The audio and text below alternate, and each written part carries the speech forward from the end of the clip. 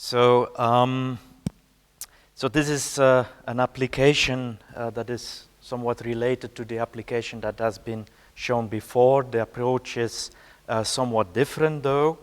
I first want to say this is joint work with Aksa Shabir. So we are from Ghent University, but also affiliated to the Royal Military Academy in Brussels and Max Planck Institute for Plasma Physics.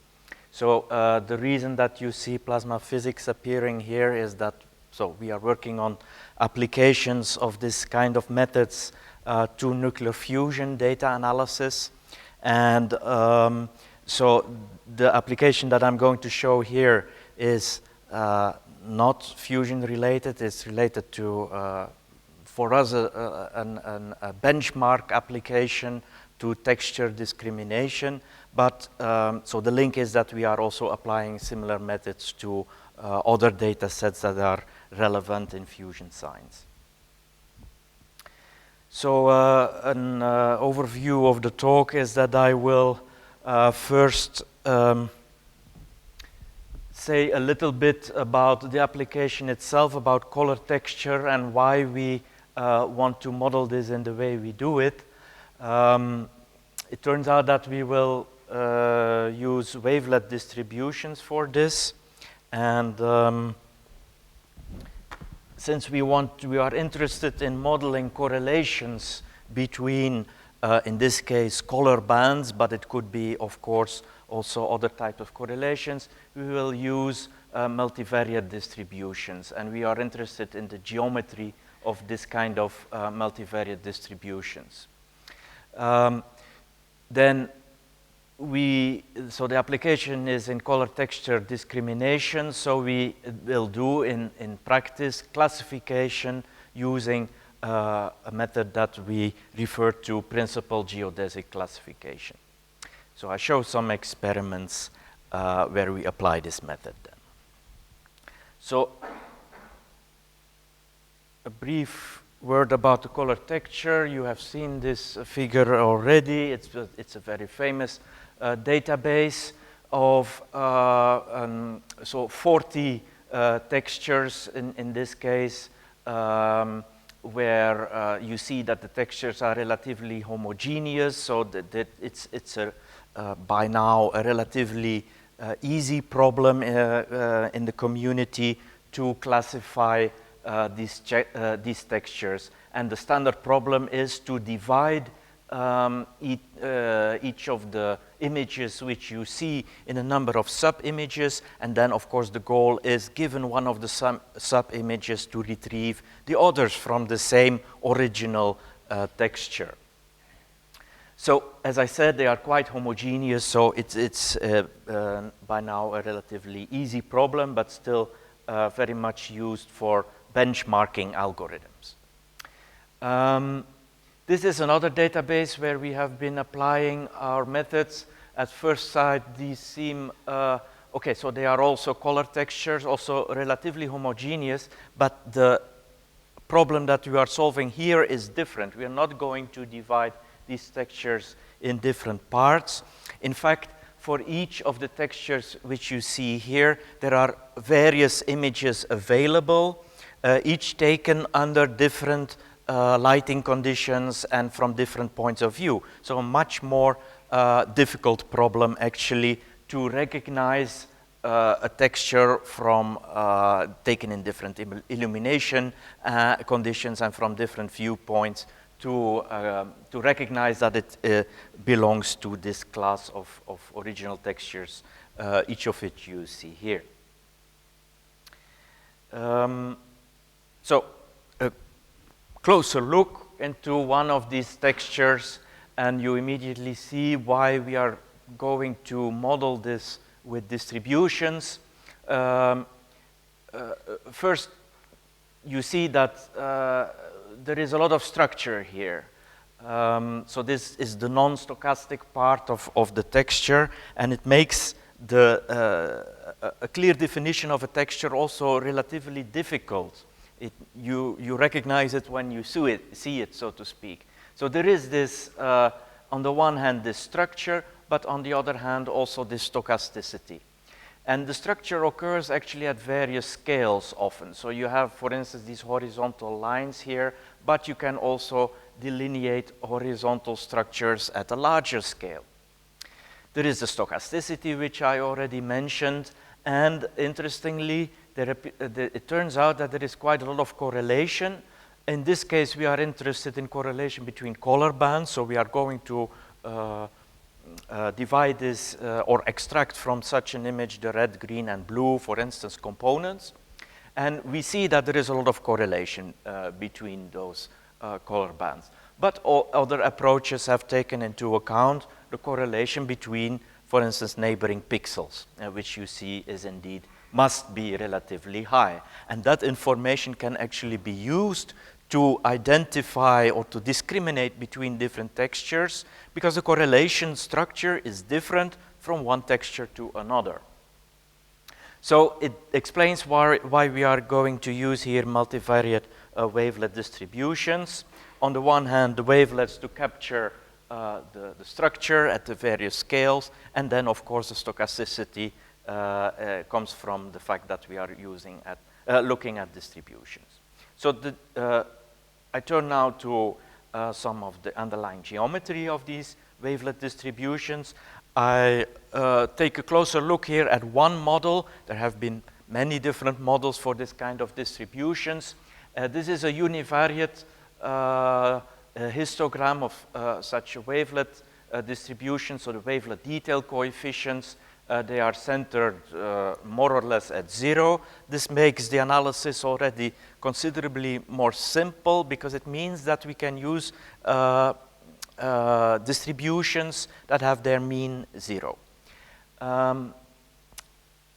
It makes the analysis more easy because in a minute we are going to calculate distances on this kind of manifolds corresponding to these distributions. And when you have one parameter, so the mean 0, that considerably simplifies the analysis. So univariate generalized Gaussian distribution, why is it essentially called generalized? Because of this exponent here that can be different from the classic case of 2. It was also mentioned already before. We can put here 1, for instance, and then we have the classic Laplace distribution. The difference with the previous talk is, of course, that we are here still looking at distributions in Euclidean spaces. To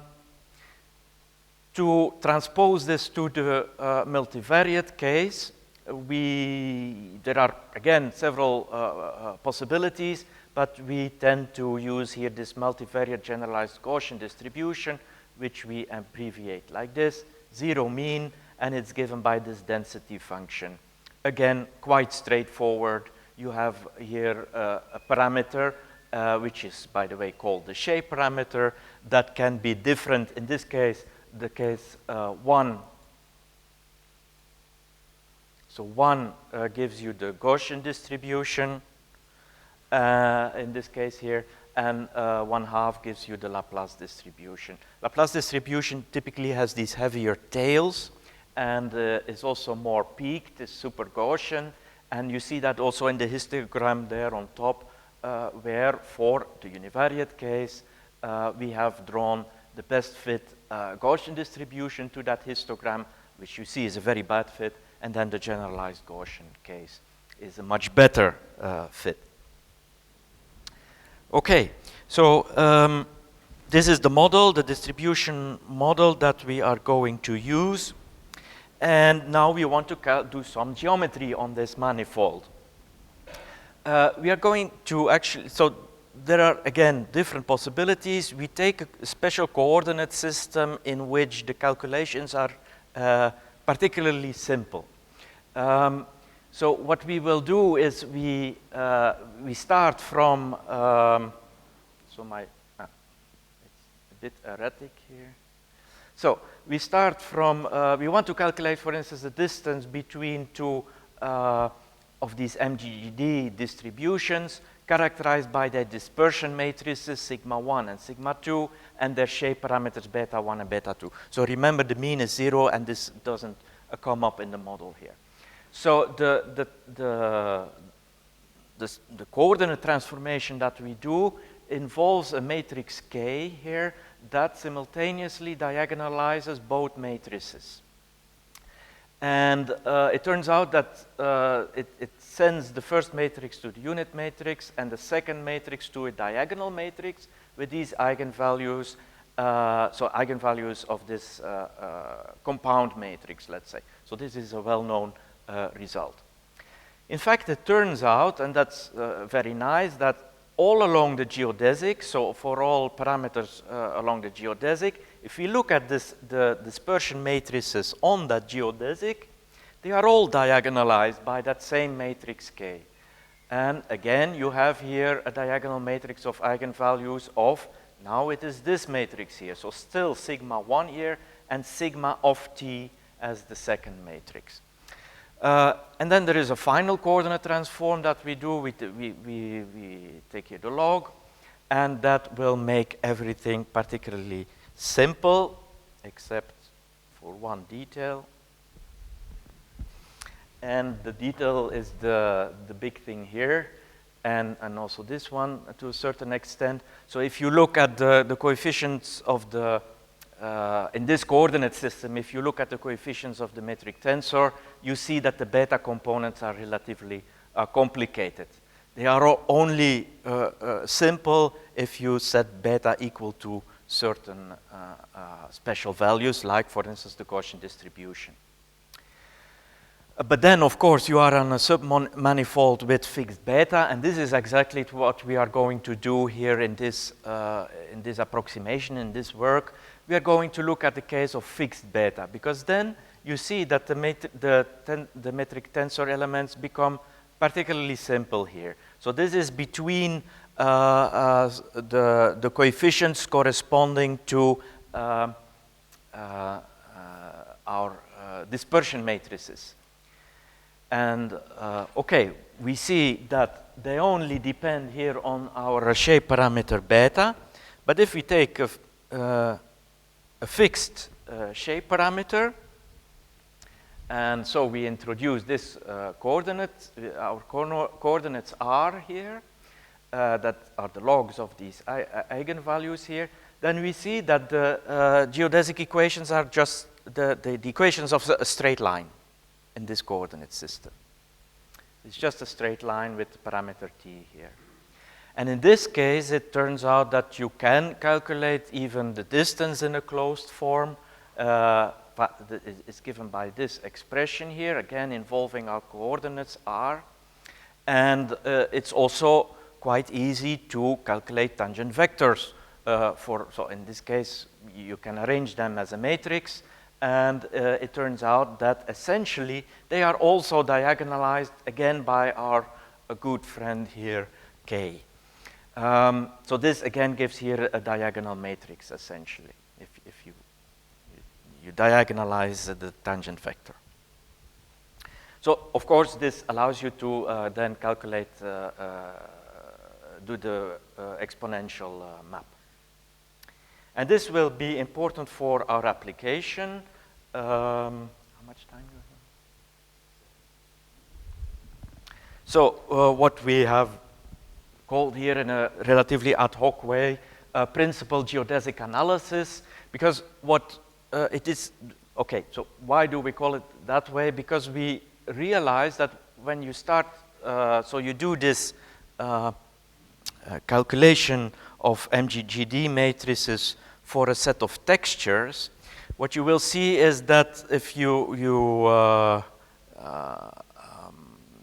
would be able to visualize them on the manifold, they form clusters, and so each class of textures forms a cluster that can be modeled, of course, again in various ways, but the way that we have chosen here is based on its first principle geodesic. It turns out that this is at least judging from the applications, it's a relatively good approach to summarize the information in such a cluster of MGGD matrices by only one direction, a principal direction, because it's an extremely elongated cluster. So that is this redundancy that I'm speaking of here. And so what we will do is a principal geodesic analysis, so a generalization of principal component analysis on this manifold to describe the variability, the shape, let's say, of each of the clusters of textures belonging to one class. To do this, we need also the centroid of each of the clusters. So this is one optimization that has to be performed, but it is relatively fast because you can do it via an algorithm that goes via the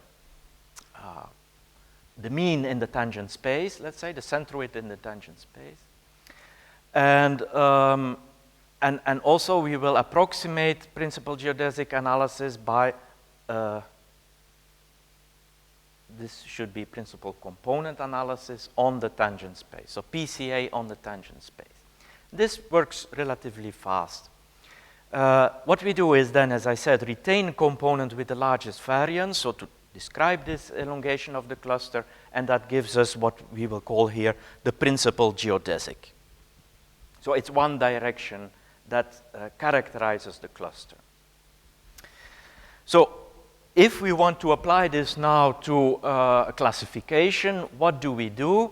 So in a training phase, we are given a number of textures for which we know that they constitute a class of textures. They are all relatively similar, and they constitute a certain class of textures.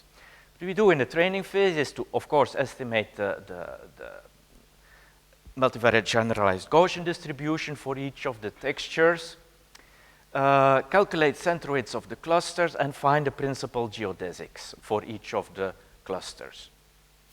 And then once we are giving a new texture that we want to know to what class does it belong, what we have to do is to estimate, of course, its representation in the feature space that we have chosen.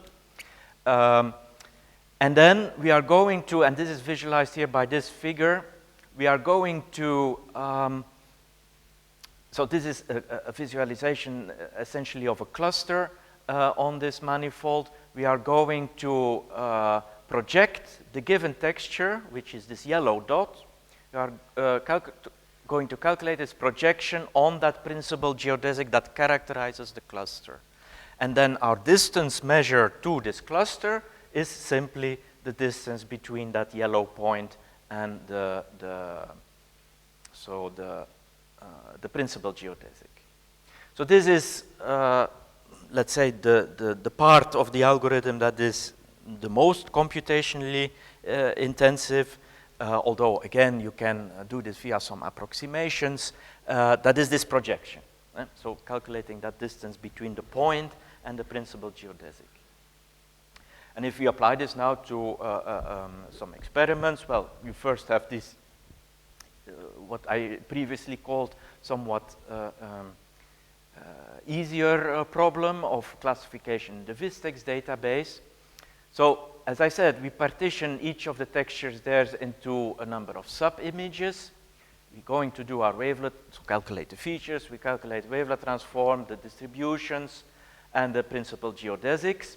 And the classification is going to go as follows. We use the classic leave one out strategy. That means simply we take each of the sub images, each of the small textures, one at a time, and so sequentially we are going to see to what class it belongs according to our distance measure. Then, of course, we measure the success rate. We look back to which class it really belonged according to visual perception. And we're going to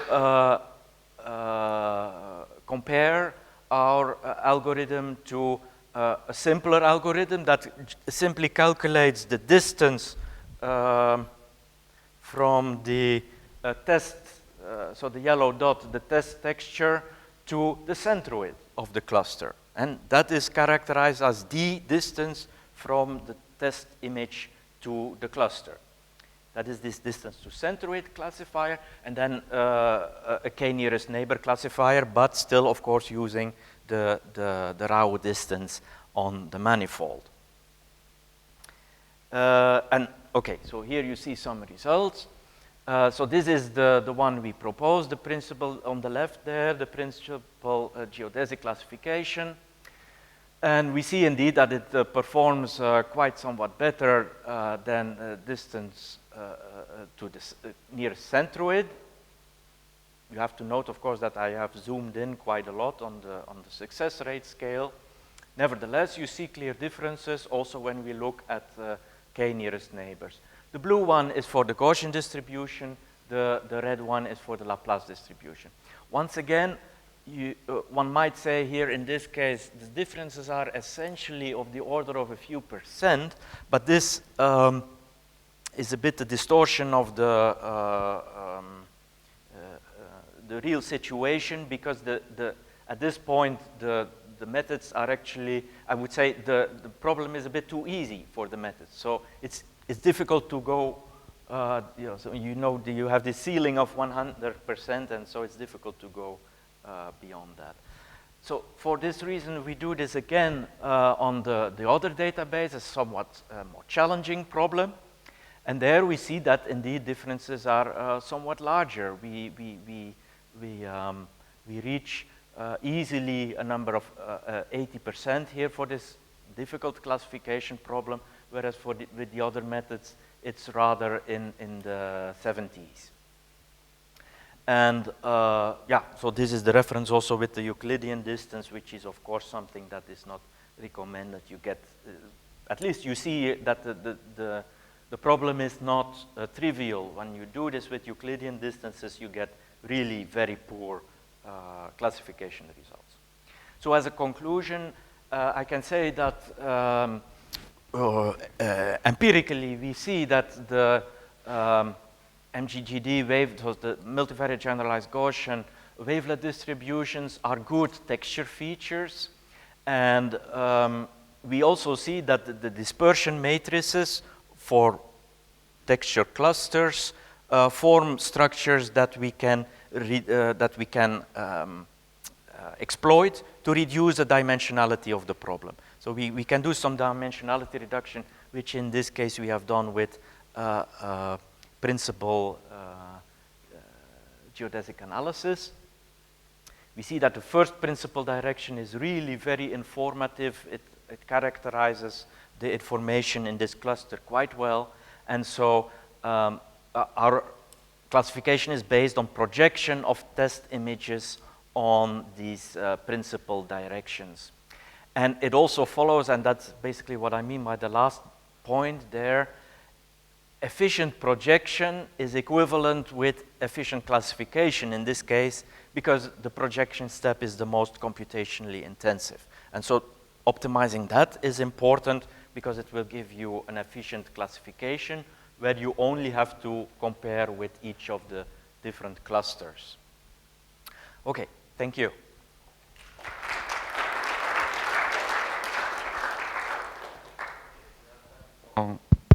A few questions, one or two. Yeah. Do you consider that the number of classes are known? The number of classes, do you, in this study? In this experiment, the number of classes is known, yes. Known. Okay. Yeah, and also the other problems we look into, generally, it's a typical classification problem. We know the number of classes. And have you tried other heavy tail distribution than generalized Gaussian? For example, student T, is it possible to? It is possible and has been done, and also in the multivariate case it has been done with the multivariate T distribution. I mean, I don't think the differences are that large. Why we choose this model? Because it is computationally favorable, because we can do this transformation to a simple coordinate system, and that just gives us an easy means to calculate geodesics and distances.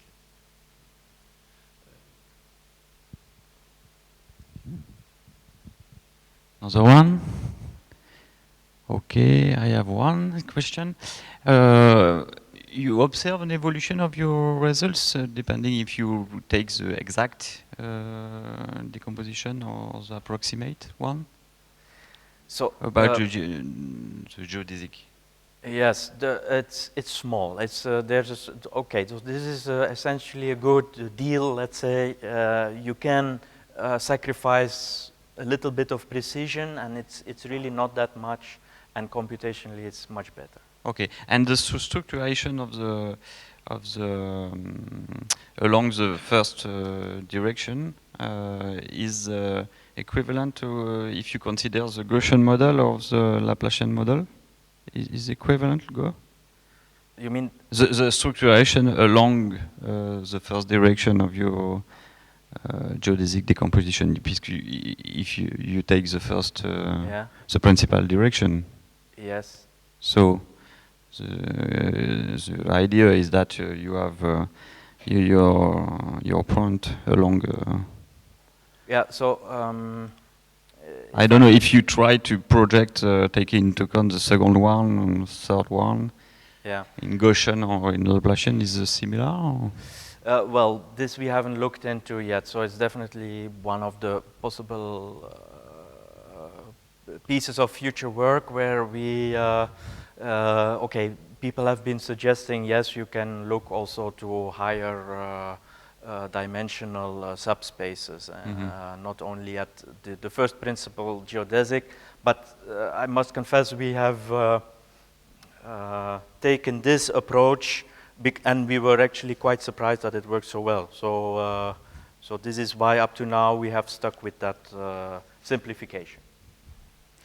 Okay, thank you again.